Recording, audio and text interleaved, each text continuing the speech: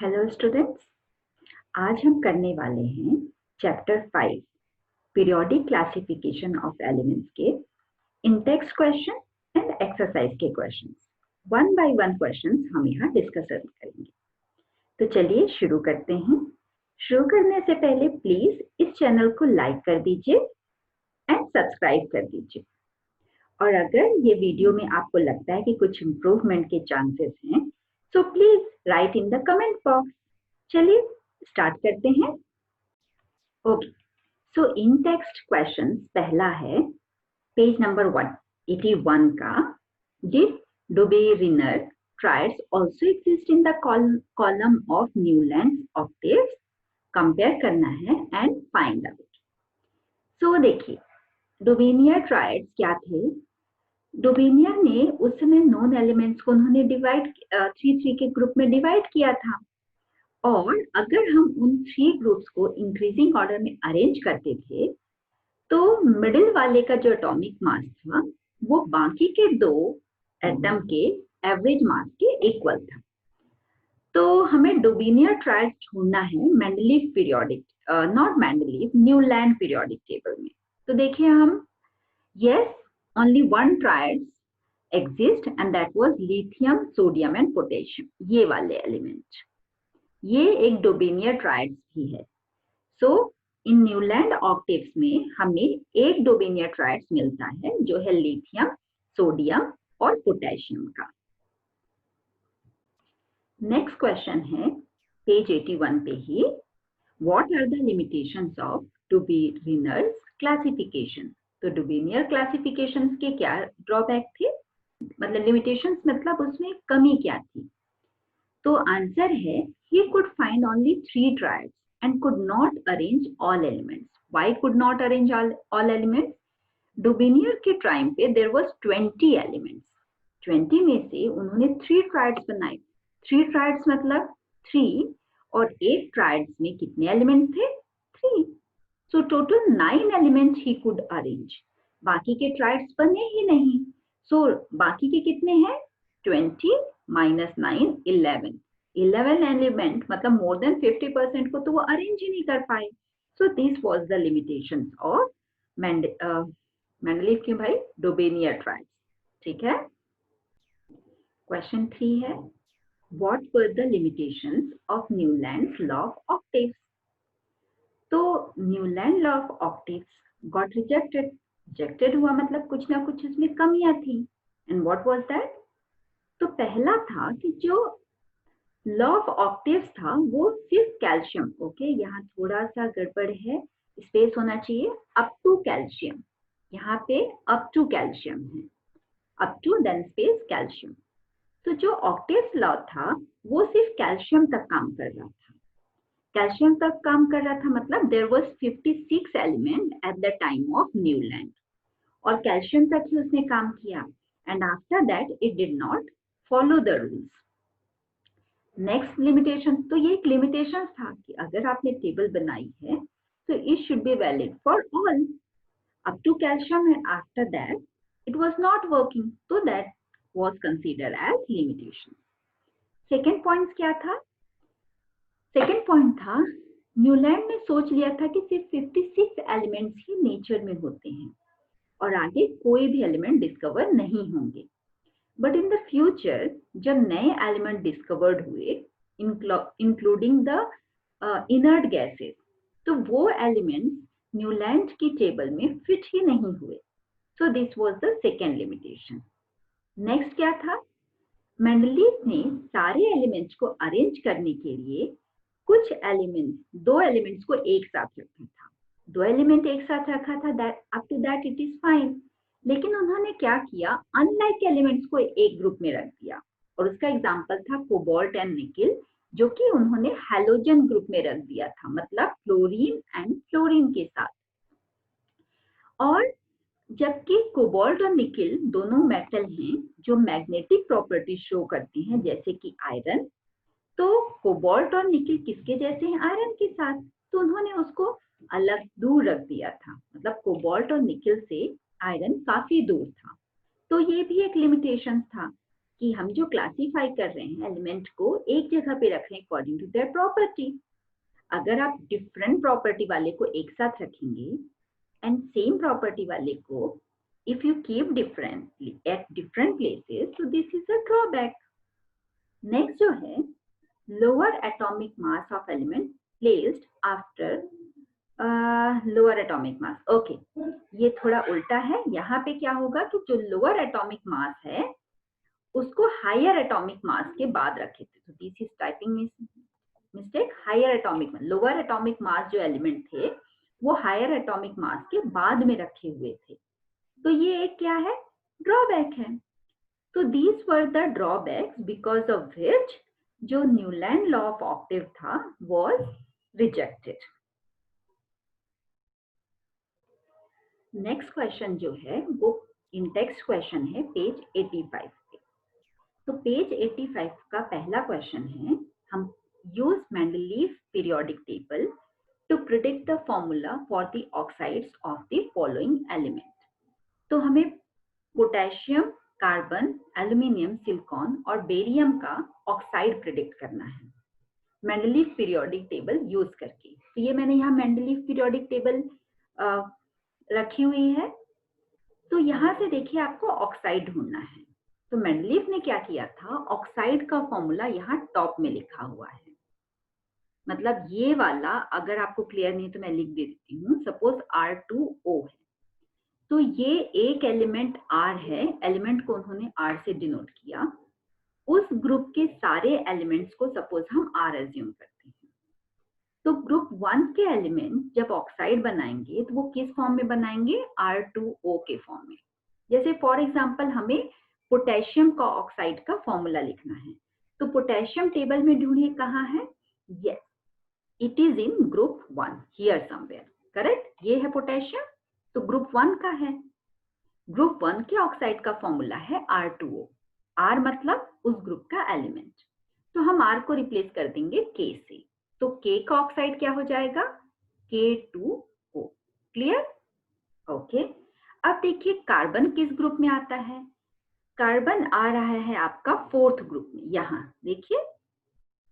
और 4th group के oxide का फॉर्मूला है RO2। मैं यहाँ ग्रुप नंबर में लिख देती हूँ, ये ग्रुप 1 का है। तो कार्बन का ऑक्साइड किस फॉर्म में आ जाएगा, R को एलिमेंट से रिप्लेस कीजिए, दैट इज कार्बन, तो ये हो जाएगा CO2, correct. R is the element of that group. तो 4th ग्रुप में कार्बन आता है, 4th ग्रुप के ऑक्साइड का फॉर्मूला देखिए RO2 है, तो R that is carbon and O2। Clear, okay. Next चलते हैं एल्यूमिनियम। एल्यूमिनियम देखिए किस ग्रुप में आ रहा है, it is in 3rd group. Can you see here is the aluminium in 3rd group.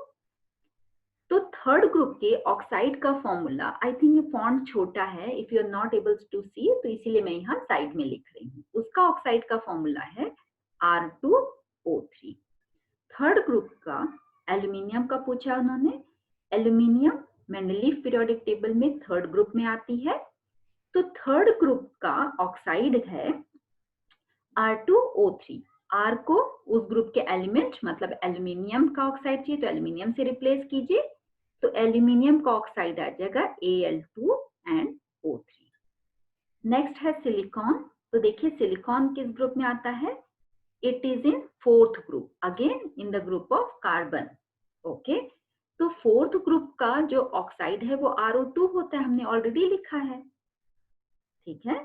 तो सिलिकॉन का भी जो ऑक्साइड होगा, सिलिकॉन का ऑक्साइड वो कार्बन जैसे ही होगा and it is SiO2, correct. यही सेम फॉर्मूला यहाँ एप्लीकेबल होगा। नेक्स्ट देखिए, द नेक्स्ट इज सिलिकॉन हो गया। Next barium. बेरियम कहाँ आता है, ढूंढिए पीरियोडिक टेबल में। ओके, शायद आप मुझसे पहले ढूंढ लें, या here it is, I can see it is in the 2nd group.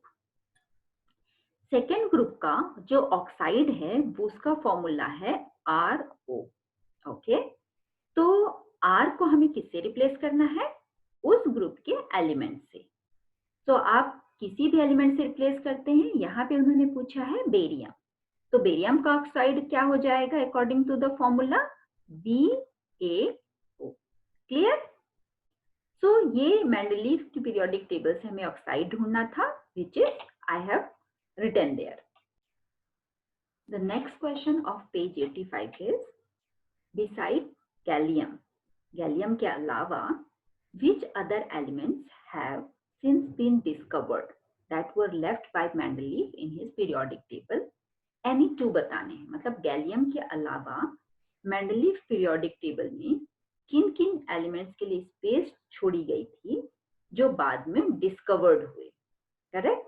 Okay, तो इसका आंसर यही है. मैं टाइप करना भूल गई हूँ. इट इज आंसर कि उन्होंने 3 एलिमेंट प्रिडिक्ट किए थे जिनका उन्होंने नाम दिया था इका, इका बोरॉन, इका एल्यूमिनियम एंड इका silicon.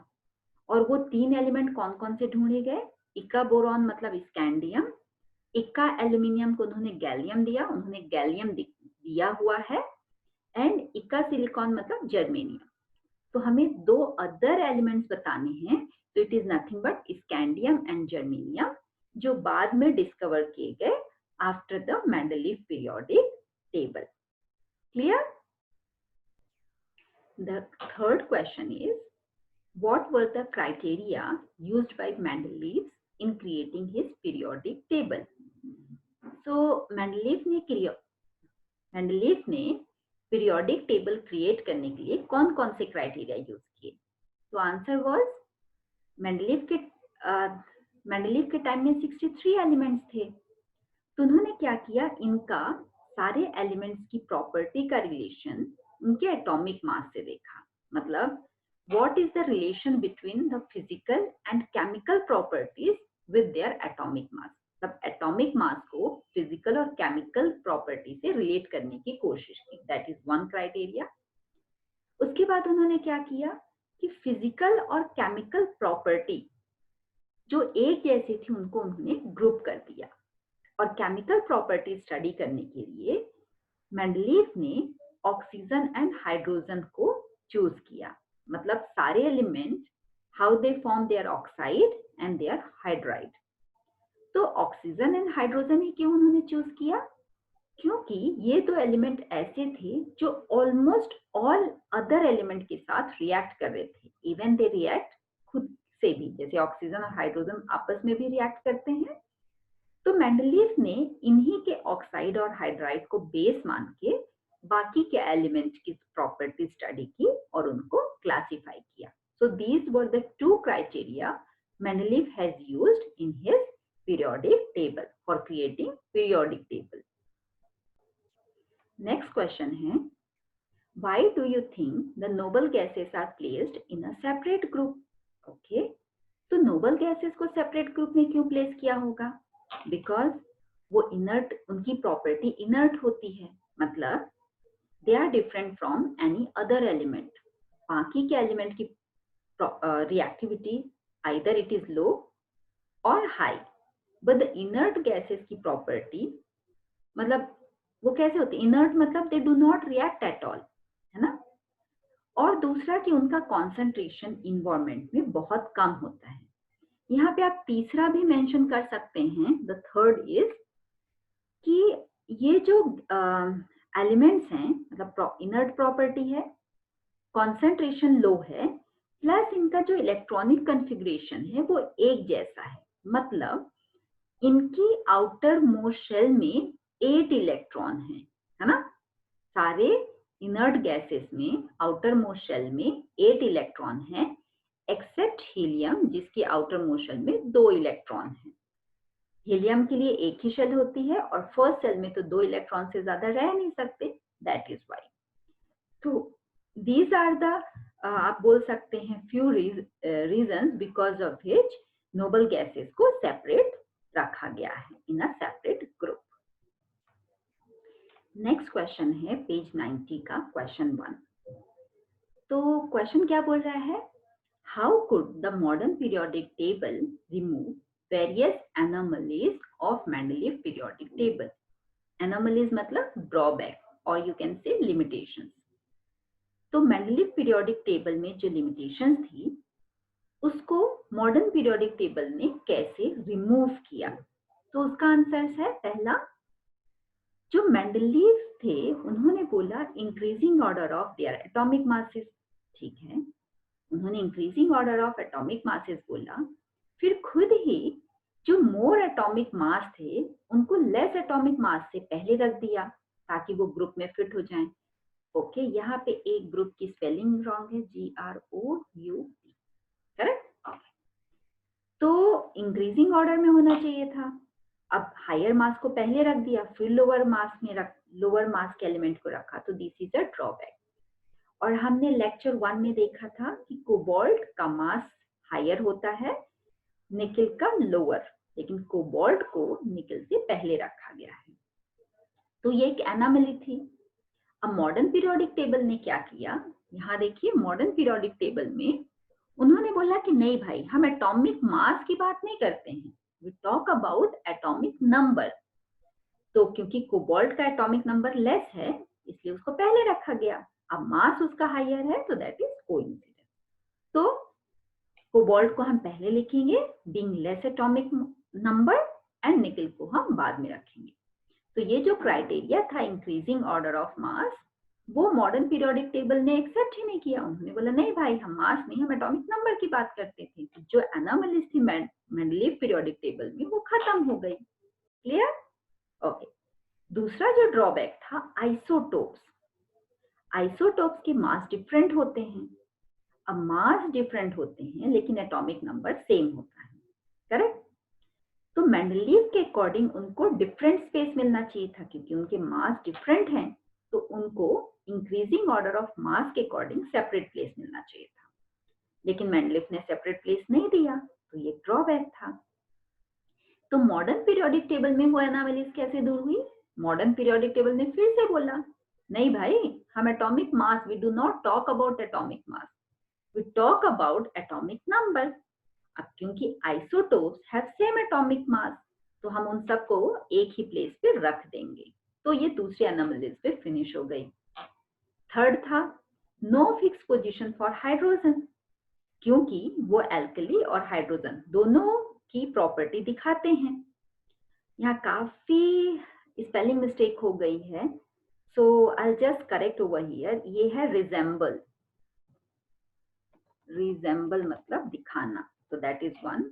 Halogen group and periodic ये है टेबल, TABLE। ओके, तो हाइड्रोजन की फिक्स पोजीशन नहीं थी।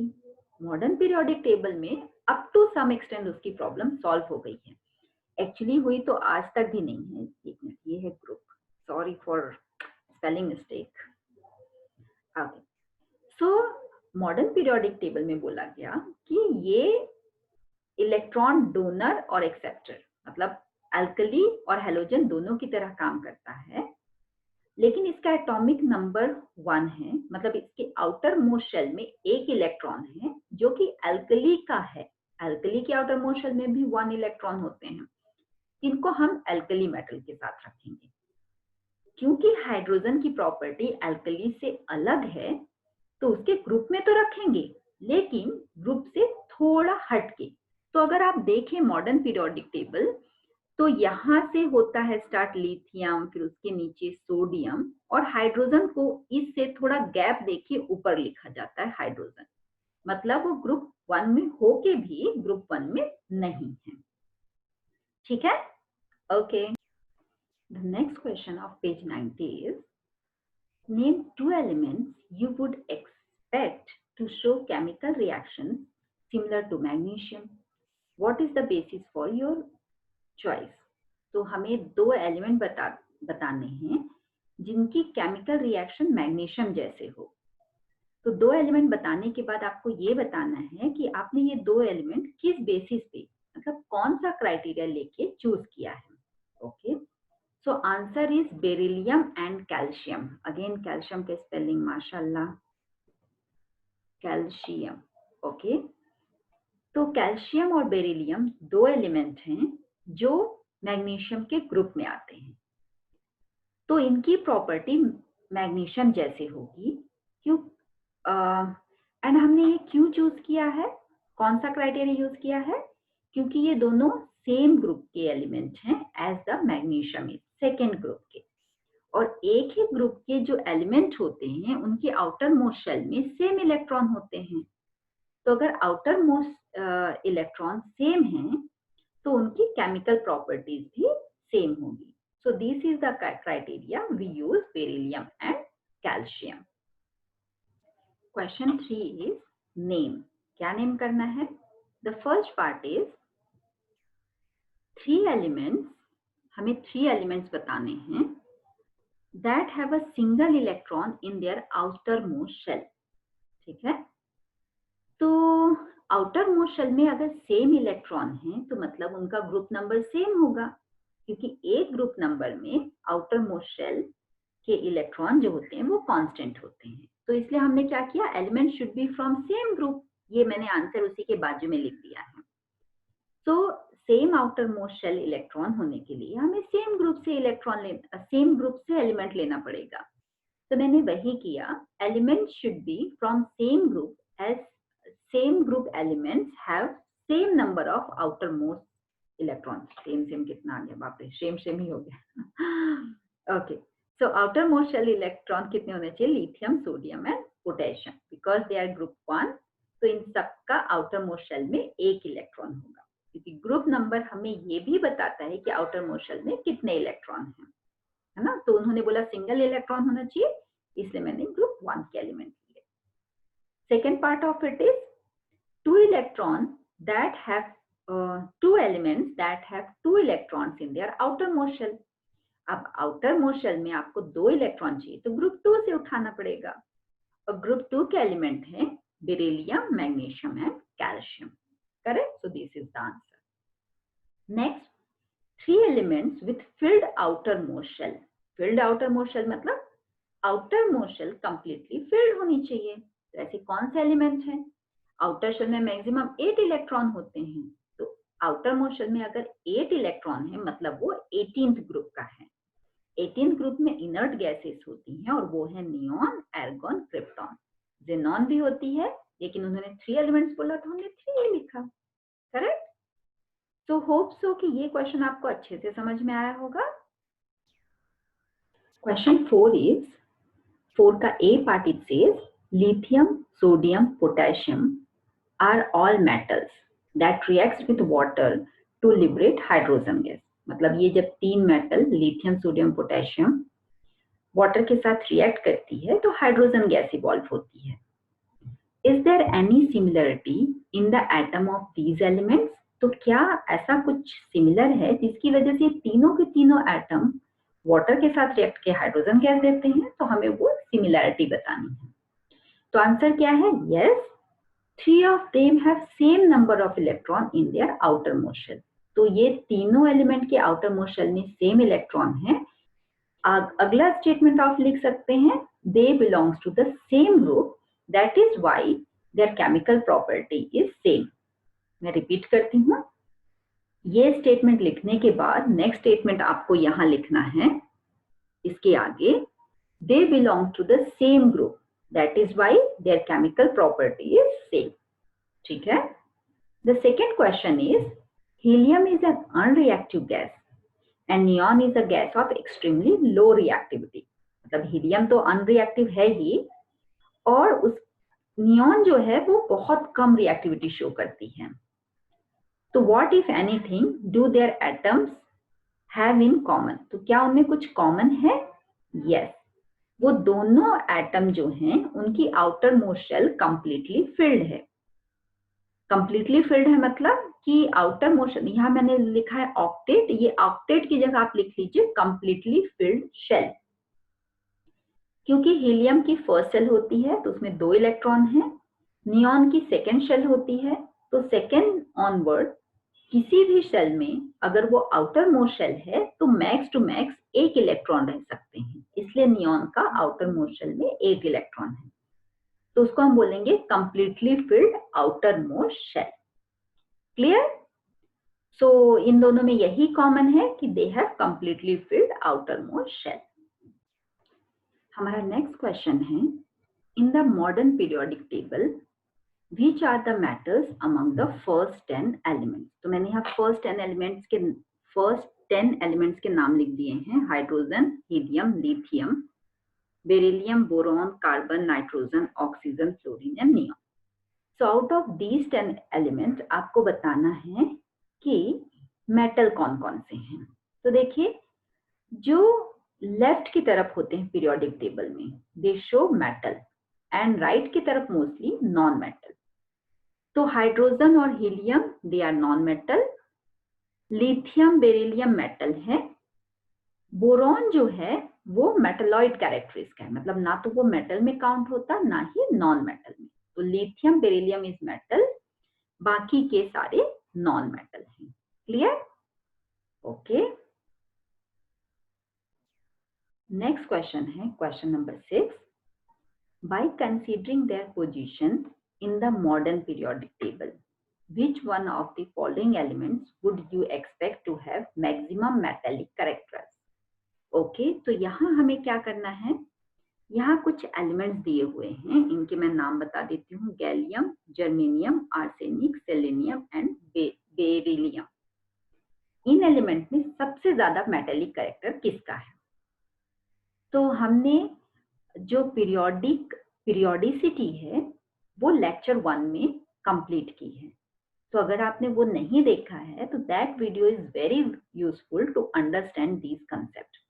मैं यहाँ बता देती हूँ मेटेलिक कैरेक्टर का, लेकिन बाकी के भी periodicity like atomic mass, not atomic mass, atomic radius, फिर इलेक्ट्रोनिगेटिविटी, फिर मेटेलिक कैरेक्टर, ये सब मैंने वहां पे अच्छे से डिटेल में एक्सप्लेन किया है। तो एक बार आप वो वीडियो जाके देख लीजिए, periodic classification of element lecture 1। Okay, तो यहाँ मैंने मॉडर्न पीरियोडिक टेबल पेस्ट की हुई है। यहाँ से अगर आप देखें तो हम जानते हैं कि जो मेटेलिक कैरेक्टर होता है लेफ्ट टू राइट, अगर आप लेफ्ट टू राइट जाते हैं तो मेटेलिक कैरेक्टर डिक्रीज होता है, कम होता है। तो पहले हम देख लें ये मेटल है कहाँ कहाँ। गैलियम देखिए यहाँ, germanium, arsenic, selenium and then beryllium is here in the second period, correct? Okay, तो यहाँ पे जो चार एलिमेंट दिए हुए हैं, left to right metallic character decrease हो रहे हैं। इसका मतलब क्या है कि जो सबसे लेफ्ट में है वो मोर मेटेलिक कैरेक्टर है, करेक्ट? सबसे लेफ्ट में। तो इन चार एलिमेंट में सबसे ज्यादा मेटेलिक कैरेक्टर कौन सा है? Gallium, correct? क्योंकि लेफ्ट से राइट मेटेलिक कैरेक्टर डिक्रीज होते हैं। तो आउट ऑफ दीज 4, मतलब यहां से अगर देखें तो इन चार में से कौन सा? Gallium. Okay, let me change the colour तो आपको बेटर दिखेगा, ब्लैक ले लेते हैं। ये चार में से गैलियम सबसे ज्यादा मेटेलिक है। क्लियर? अब हमें कंपेयर करना है गैलियम और बेरिलियम को। तो हमें ये पता है कि डाउन द ग्रुप, मतलब अगर टॉप से आप बॉटम में जाते हो, top to bottom in a group या फिर पीरियोडिक टेबल में, तो मेटेलिक कैरेक्टर जो है, मेटेलिक कैरेक्टर इंक्रीज होते हैं, करेक्ट? तो गैलियम एंड बेरिलियम में, बेरिलियम टॉप में है, उसके नीचे गैलियम है। तो down the group metallic character अगर इंक्रीज होता है तो इसका मतलब गैलियम ज्यादा मेटेलिक है इन दोनों में से। So final answer is gallium is the most metallic character among all the given 5 elements. ठीक है? So left to right metallic character decrease, top to bottom metallic character increase होते हैं। ये तो रूल हो गया, लेकिन ये क्यों होते हैं इसका डिटेल एक्सप्लेनेशन लेक्चर 1 में बहुत अच्छे से दिया हुआ है। आप एक बार देखिए, you will be happy, you will be getting something out of it for sure. अभी हम एक्सरसाइज के क्वेश्चन देख लेते हैं। तो एक्सरसाइज का पहला क्वेश्चन है, which of the following statement is not a correct statement about the trends? Okay, यहाँ थोड़ा गैप दिया हुआ, ये एक साथ होना चाहिए था। When going from left to right across the period of periodic table. Okay, period मतलब हॉरिजेंटल लाइन, ये तो आपको पता है। पीरियड्स मतलब हॉरिजेंटल लाइन, मतलब लेफ्ट टू राइट की बात करें। देखिए, going from left to right, clear?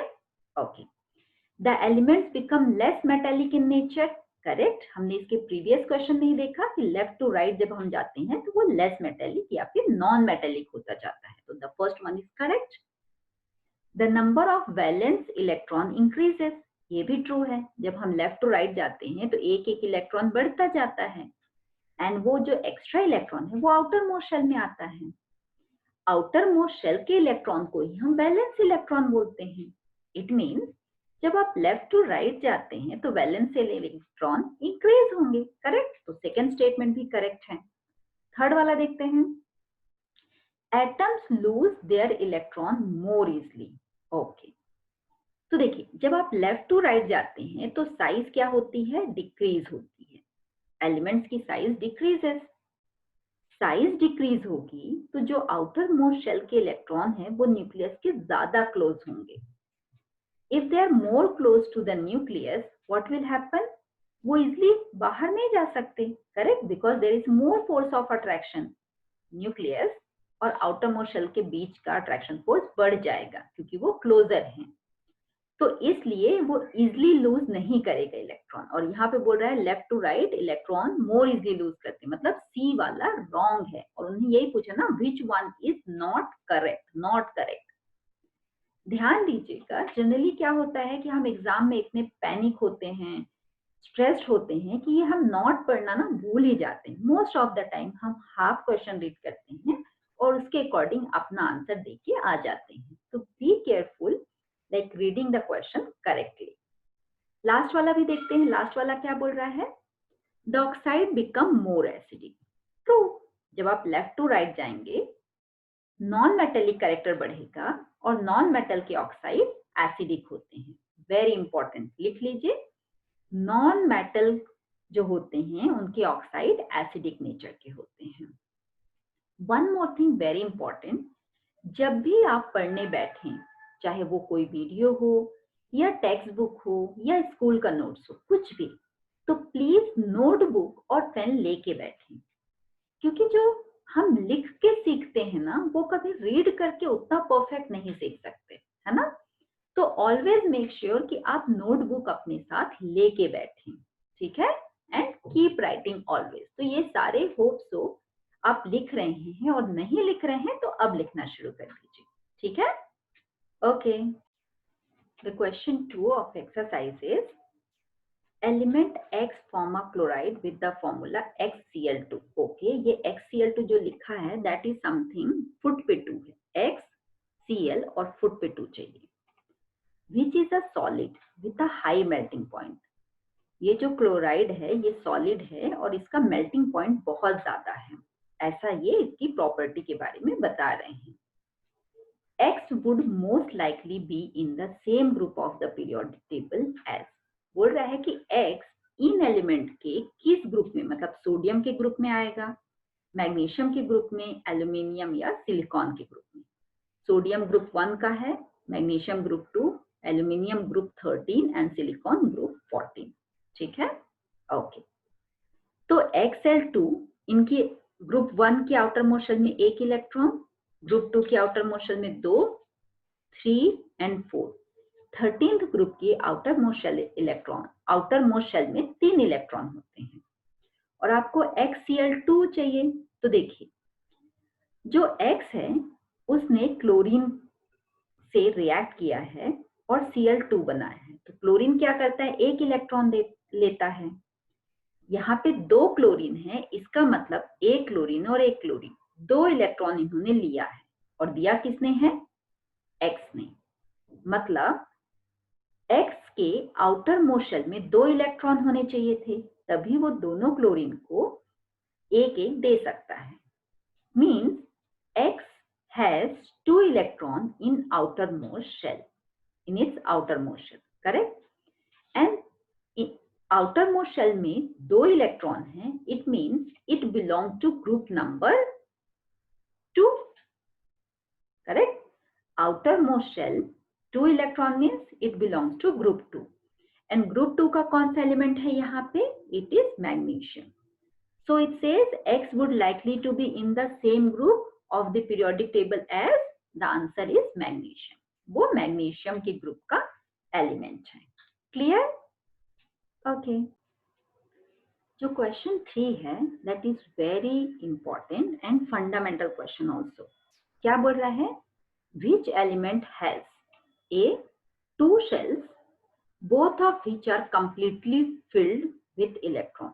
Two shells मतलब first cell and two cells. Okay. Completely filled मतलब first cell में 2 इलेक्ट्रॉन आएंगे एंड सेकेंड शेल में 8 इलेक्ट्रॉन.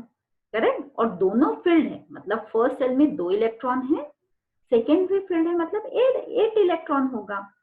तो टोटल इलेक्ट्रॉन उसके पास कितने हैं? 10. अगर 10 इलेक्ट्रॉन है तो वो कौन सा एलिमेंट है? It is neon. Clear? Okay. Electronic configuration is 2h2. अगर इलेक्ट्रॉनिक कॉन्फ़िगरेशन 2h2 है तो टोटल इलेक्ट्रॉन कितने हो गए? 2 + 8 + 2 12. और एटॉमिक नंबर 12 किसका होता है? मैग्नीशियम का. Next, a total of 3 shells with 4 electrons is in its valence shell. 3 cells है, 1 2 3. वैलेंस सेल में कितने इलेक्ट्रॉन है? 4. करेक्ट. अगर आउटर मोस्ट शेल में 4 इलेक्ट्रॉन है तो उसके पहली वाली शेल कंप्लीटली फिल्ड है, तो फर्स्ट शेल में 2 इलेक्ट्रॉन, सेकेंड शेल में 8 इलेक्ट्रॉन. तो टोटल कितने इलेक्ट्रॉन होंगे? 10 + 14. 14 इलेक्ट्रॉन इज टोटल. और ये 14 इलेक्ट्रॉन किसका होता है? Silicon. So the answer for third is silicon. मैं यहाँ आंसर लिख रही हूँ, आप नोट डाउन कर लीजिए. नोटबुक और पेन लेके बैठे हैं? Hope so. अगर नहीं बैठे हैं तो प्लीज ले लीजिए. It will help you a lot. ठीक है. नेक्स्ट क्वेश्चन देखिए, D. A total of 2 shells with 3 electron in valence shell. Same he question है. 2 शेल है. वैलेंस शेल मतलब सेकेंड शेल वैलेंस शेल होगी, जहां पे 3 इलेक्ट्रॉन है तो उसके पहले 2. तो 2 + 3 5 इलेक्ट्रॉन. और 5 एटॉमिक नंबर किसका होता है? बोरॉन का. तो answer is boron. Correct. Last देखते हैं. Twice as many as electron in is second shell as in the first shell. Okay. 2 shell है तो twice as many electron in is second shell as it in its first shell. तो first shell में 2 electron होती है, no. अब उन्होंने बोला कि सेकेंड शेल में फर्स्ट सेल से डबल इलेक्ट्रॉन है, मतलब यहाँ कितने हैं? 4. तो फर्स्ट सेल में 2, सेकेंड शेल में 4. टोटल कितने इलेक्ट्रॉन हो गए? 6. 6 इलेक्ट्रॉन किसका होता है? यस, इट इज कार्बन का. ओके. आपको 1 से लेके 20 तक के एलिमेंट लर्न करने हैं. 20 तक के एलिमेंट मतलब उनका atomic number, name, symbol and mass. क्या क्या लर्न करने हैं? आप एक टेबल बना लीजिए, 1 2 3 ऐसा. यहाँ उसका नेम लिखिए, देन सिंबल, देन उसका atomic number and then atomic mass. इतना 20 तक के एलिमेंट मतलब अप टू कैल्शियम तक का लर्न होना ही चाहिए. Then only you will be able to solve this kind of question. Clear? Question 4 क्या बोल रहा है? What property do all elements in the same group, not same group, same column, actually column और group same ही होता है, period and row is same. So in the same column of periodic table as boron have in common.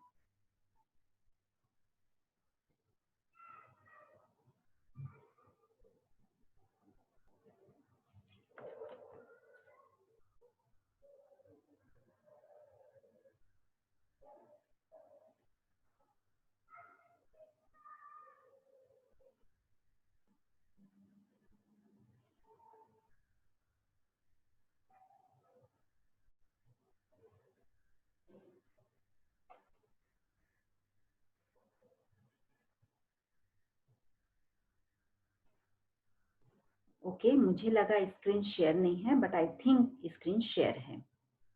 Okay. तो चलिए आगे का देखते हैं. Question 4 बोल रहा है कि what property to all elements in the same group of the periodic table as boron have in common. So boron में क्या कॉमन है? बोरॉन का एटॉमिक नंबर है 5, सो 2, 3. तो सारे एलिमेंट बोरॉन के ग्रुप में आउटर मोस्ट शेल में 3 इलेक्ट्रॉन होंगे, means they will donate electron. Correct? Okay. So the second question is, What property do all elements in the same column of the periodic table as fluorine have in common? तो fluorine का atomic number कितना होता है? Fluorine का atomic number होता है 9। तो अगर 9 एटॉमिक नंबर हैं तो उसका कॉन्फ़िगरेशन होगा 2,7। आउटर मोशन में 7 electron, so they will accept 1 electron. Accepting 1 electron means they are non-metal. तो फ्लोरीन के ग्रुप के सारे एलिमेंट के आउटर मोशन में 7 इलेक्ट्रॉन हैं and they will accept 1 electron and we have like non-metal. Next देखिए, the next question is fifth question. An atom has electronic configuration 2, 8, 7. What is the atomic number of this element? So this is the easiest question I have ever seen. कैसे? उन्होंने बोला है 287 electron है, मतलब total electron कितने हो गए? 2 + 7 + 2 + 8 + 7, that is 17. So atomic number is 17. So first answer it is 17. Now to which of the following element would it be chemically similar? तो chemically similar उससे होगा जिस ग्रुप को ये बिलोंग करेगा। आउटर मोस्ट शेल में 7 इलेक्ट्रॉन है, means this is from the 17th group. Okay, जो नाइट्रोजन है उसका कॉन्फ़िगरेशन है, एटॉमिक नंबर हमें दिया है सो इजी, सो 2,5, मतलब ये 15th ग्रुप का है। करेक्ट, आउटर मोस्ट शेल में 5 इलेक्ट्रॉन। नेक्स्ट है fluorine which is 9, electronic configuration is 2,7, तो ये 17th ग्रुप का है। करेक्ट, तो हमें आंसर मिल गया, fluorine is from this element is from 17th, मतलब फ्लोरीन के ग्रुप का एलिमेंट है। बाकी का भी मैं बता देती हूँ। फॉस्फोरस 15 है, इसका कॉन्फ़िगरेशन होगा 2,8, 5, 15th group, same as the nitrogen, मतलब नाइट्रोजन और फॉस्फोरस सेम ग्रुप के हैं। एर्गॉन देखिए, एर्गॉन है 18, 2,8, 8, आउटर मोस्ट शेल में 8 इलेक्ट्रॉन है, मतलब it is from 18th group, और 18th ग्रुप को हम नोबल गैस या इनर्ट गैस भी बोलते हैं। So the answer is fluorine which is 9, B का आंसर इज 9, है ना। जो एलिमेंट दिया है वो फ्लोरीन के ग्रुप को बिलोंग करता है। क्वेश्चन 6 बोल रहा है, the position of 3 elements A B C in the periodic table are shown below. Okay, group 16 और ग्रुप 17 के कुछ एलिमेंट ए बी सी के फॉर्म में दिए हैं। So first question is, sorry, ये यहाँ होना चाहिए था। State whether A is a metal or non-metal. तो ग्रुप 16 का A कौन से ग्रुप का है? ग्रुप 17 का। तो ग्रुप 17 जो होता है उसका कॉन्फ़िगरेशन, मतलब आउटर मोस्ट शेल में 7 इलेक्ट्रॉन होंगे। आउटर मोस्ट शेल में 7 electron means they will accept electron. अगर इलेक्ट्रॉन एक्सेप्ट करते हैं मतलब वो क्या होगा? Non metal. So A is a non-metal element. Second question है, state whether C is more reactive or less reactive than A. Group 17 है, means they will accept electron. Correct? Accept electron करने के लिए साइज छोटा होना चाहिए। Correct? मतलब non-metallic होना चाहिए। Down the group non-metallic character जो होता है वो decrease होता है। Correct, metallic character down the group increase होता है, इसका मतलब है नॉन मेटेलिक कैरेक्टर इंक्रीज होंगे। नॉन मेटेलिक कैरेक्टर, मैंने उल्टा बोला, I am sorry, I will explain again from the start. मैंने क्या बोला मुझे याद ही नहीं है, सॉरी। क्या बोल रहा है? सी इज मोर रिएक्टिव और लेस रिएक्टिव। तो down the group non metallic character decrease होते हैं, इसका मतलब A is more non metallic and C is less non-metallic. Correct? Non-metallic character decreases down the group.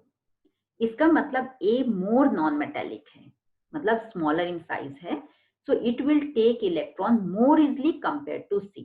मतलब बोल रहा है कि which one is more reactive? So A is more reactive than C. Correct? So more reactive. A is more reactive. Question क्या है? whether C is more reactive. तो अगर C के टर्म में बोल रहा है तो C is less reactive than A. Correct? जिस फॉर्म में क्वेश्चन पूछे वही आंसर देना पड़ेगा. तो C is less reactive than A. Next देखिए, will C be larger or smaller in size? Obviously non metal reactive कौन सा ज्यादा है नॉन मेटल में? A. A रिएक्टिव ज्यादा है, मतलब A का साइज छोटा है. इन C is bigger. या सिंपल लैंग्वेज में बोलें, डाउन द ग्रुप साइज जो होती है वो क्या होती है? इंक्रीज होती है. Down the group size increases, मतलब C का size is larger than, I am sorry, हमें A से कंपेयर नहीं करना है, इट इज B. मैं आपको भी बोल रही थी कि ध्यान से क्वेश्चन पढ़ना है और मैंने ही घोटाला कर दिया. ओके, तो C का लार्जर साइज B से छोटा होगा, कम. तो लेफ्ट टू राइट जब हम मूव करते हैं तो जो साइज होती है वो डिक्रीज होती है. करेक्ट? मतलब जो C है वो B से स्मॉलर होगा. C is smaller than B because left to right size decreases. तो B will be larger than C. Correct? Okay, यहाँ का आंसर है B is greater than C, मतलब C जो है स्मॉलर इन साइज है. Next, which type of ion, cation or anion will be formed by element A? element non metal. element जो A है वो non metal है. तो non metal जो होंगे वो इलेक्ट्रॉन एक्सेप्ट करेंगे. इलेक्ट्रॉन एक्सेप्ट करेंगे मतलब वो क्या होगा? anion. anion. Clear? Okay. Okay. Next question is question number 7. Nitrogen, जिसका atomic number 7 है. I'll write here. आंसर जो क्वेश्चन कंसेप्चुअल होते हैं उसका आंसर मैंने यहाँ पे टाइप नहीं किए हैं. You understand the concept and answer मैं आपको लिख दूंगी, तो आप नोट डाउन कर सकते हैं इन योर नोटबुक. तो नाइट्रोजन को उन्होंने बोला एटॉमिक नंबर 7, फॉस्फोरस का उन्होंने बोला एटॉमिक नंबर 15. ये दोनों ग्रुप 15 के एलिमेंट हैं. Right the electronic configuration of these two elements. तो नाइट्रोजन के इलेक्ट्रॉनिक कॉन्फ़िगरेशन 2,5, फॉस्फोरस का 2,8, 5. 15 ग्रुप का है तो साफ साफ दिख रहा है आउटर मोस्ट शेल में 5 इलेक्ट्रॉन है. करेक्ट? ओके, तो first part we have done, electronic configuration. Which of these will be more electronegative? Okay, electronegativity क्या होती है? इलेक्ट्रोनेगेटिविटी मतलब वो शेयरिंग के इलेक्ट्रॉन को हाउ इजली अपने तरफ खींच लेना.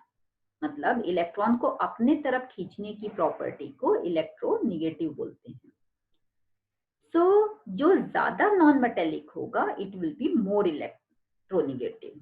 तो डाउन द ग्रुप अगर आप जाओगे, नाइट्रोजन टॉप पे, फॉस्फोरस उसके नीचे आता है, तो down the group non metallic character decrease होते हैं. इसका मतलब nitrogen has more non metallic character than phosphorus. तो नाइट्रोजन मोर नॉन मेटल है तो उसकी इलेक्ट्रोनेगेटिविटी भी ज्यादा होगी. सो ये लिखने के बजाय इसका आंसर है nitrogen is more electronegative than phosphorus. Why? मैंने बता दिया, because it is smaller in size, more non metallic, so it will attract the electron more easily. इतना समझ में आया? तो ये कंसेप्चुअल क्वेश्चन है, आप समझ के अपने वर्ड्स में लिखिए, तो that is going to be better. Okay, so question 8 is how does the electronic configuration of an atom relate to its position in the modern periodic table? तो इलेक्ट्रॉनिक कॉन्फ़िगरेशन जब हम करते हैं किसी भी एक एटम का एग्जांपल ले लेते हैं. सपोज मैंने लिखा अभी फॉस्फोरस का जो पिछले क्वेश्चन में लिखा था 2, 8 एंड 5. तो इलेक्ट्रॉनिक कॉन्फ़िगरेशन जो लास्ट मतलब आउटर मोस्ट शेल के इलेक्ट्रॉन हैं वो आपको बता देंगे which group number it is, और ये जितनी शेल्स हैं ये आपको बताएंगे पीरियड नंबर. करेक्ट? तो यहां से आप फॉस्फोरस के आई एम सॉरी, फॉस्फोरस के बारे में बता सकते हैं कि ये 15th ग्रुप का एलिमेंट है और इसमें 3 शेल्स है, मतलब ये थर्ड पीरियड का है. Correct? 15th group and third PERIOD. Sorry, PERIOD, third period, correct. तो यहाँ मैंने लिखा है the number of outer most shell electrons tells you the group number and number of shells will tell you, देखिए shortcut WhatsApp effect, हम ऐसे formal language में भी शॉर्ट फॉर्म यूज नहीं कर सकते, लेकिन व्हाट्सएप यूज कर करके ना it's a you tell you the period number. ये clear? Okay, so next question number 9 बोल रहा है in the modern periodic table calcium atomic number is 20। Okay, देखते हैं कहाँ है कैल्शियम भाई। कैल्शियम इज हियर, ये कैल्शियम, रेड में रेड दिख नहीं रहा, let me use different colour, green. So this is calcium, दिख तो वो भी नहीं रहा है बट कैल्शियम, और वो सराउंडेड है 12 से, which is at the top, 19 left में, 21 राइट में and 38 at the bottom. Okay, इन चारों से वो सराउंडेड है। Great. Which of these have physical and chemical properties resembling calcium? Okay. तो physical and chemical properties हमने पढ़ा था कि अगर सेम ग्रुप के एलिमेंट्स होते हैं तो उनकी फिजिकल और केमिकल प्रॉपर्टी सेम होती है। तो यहाँ कैल्शियम के ग्रुप में देखिए, हमें पीरियड से कुछ लेना देना नहीं है, हमें ग्रुप से लेना देना है। तो ये किस ग्रुप के हैं? They are from the group 12। What 12? No 12, it is group 2। Group 2 का एलिमेंट है क्योंकि आउटर मोशन में 2 इलेक्ट्रॉन आते हैं। तो ग्रुप 2 के जो एलिमेंट होते हैं वो सेम प्रॉपर्टी दिखाएंगे। सो यहां से अगर आप देखें तो कैल्शियम और मैग्नीशियम एंड SR ये तीनों ही सेम ग्रुप के हैं, तो इनकी फिजिकल और केमिकल प्रॉपर्टीज एक जैसे होंगी। क्लियर? ये भी एक कंसेप्चुअल क्वेश्चन था। नेक्स्ट देखते हैं। Okay, question 10, the last question of the exercise, मतलब चैप्टर बोल सकते हैं। तो क्या बोल रहा है? Compare and contrast the arrangement of elements in Mendeleev periodic table and the modern periodic table. Question बोल रहा है कि मेंडलीव पीरियोडिक टेबल और मॉडर्न पीरियोडिक टेबल में क्या क्या सेम है और what is similarity and dissimilarity that way. तो पहला पॉइंट है कि जो मेंडलीव पीरियोडिक टेबल है उसमें हम इंक्रीजिंग ऑर्डर ऑफ मास में अरेंज करते हैं एलिमेंट्स को, जबकि मॉडर्न पीरियोडिक टेबल में हम increasing order of atomic number की बात करते हैं। तो मेंडलीव में एटॉमिक मास और मॉडर्न पीरियोडिक टेबल में atomic number. This is second point जो मैंने लिखा नहीं है। ओके, सो अभी लिख लेते हैं।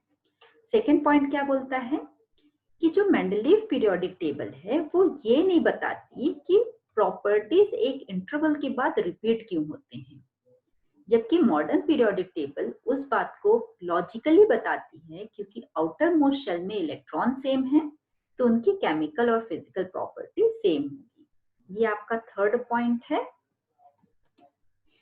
थर्ड पॉइंट क्या बोलता है? मेंडलीव पीरियोडिक टेबल में आइसोटोप की जगह जस्टिफाई नहीं हुई। कैसे? हमने बहुत बार लेक्चर में और बाकी के सम्स में किए हैं। यहाँ एक बार और बता देती हूँ कि जो आइसोटोप्स हैं उनके मास अगर अलग हैं तो मेंडलीव के अकॉर्डिंग उनको सेपरेट अलग अलग प्लेस मिलने चाहिए थे, लेकिन मॉडर्न पीरियोडिक टेबल में वो क्लियर हो गया कि ये इंक्रीजिंग मास ना होके इंक्रीजिंग एटॉमिक नंबर होते हैं, और आइसोटोप्स के अकॉर्डिंग एटॉमिक नंबर अगर सेम है तो उनको सेम ग्रुप में रखेंगे। तो मॉडर्न पीरियोडिक टेबल ने उसको जस्टिफाई कर दिया।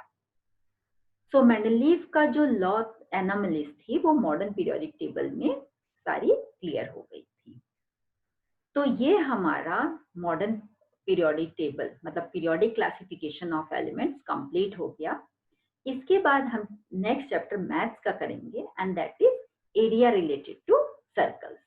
चलिए मिलते हैं बहुत ही जल्दी, है ना? तब तक के लिए बाय बाय। बस एक चीज ध्यान में रखिए कि आपको जो भी पढ़ना है अच्छे से पढ़ना है, क्योंकि मैंने ये चैनल का नाम ही इसीलिए रखा है कि अगर आप पूरा पढ़ रहे हैं तो पूरे मार्क्स भी मिलने चाहिए and which means let's score full. चलिए वीडियो को लाइक कर दीजिएगा, अदरवाइज कमेंट में मेंशन कर दीजिए कि और मैं क्या इम्प्रूवमेंट कर सकती हूँ। Thank you. Bye.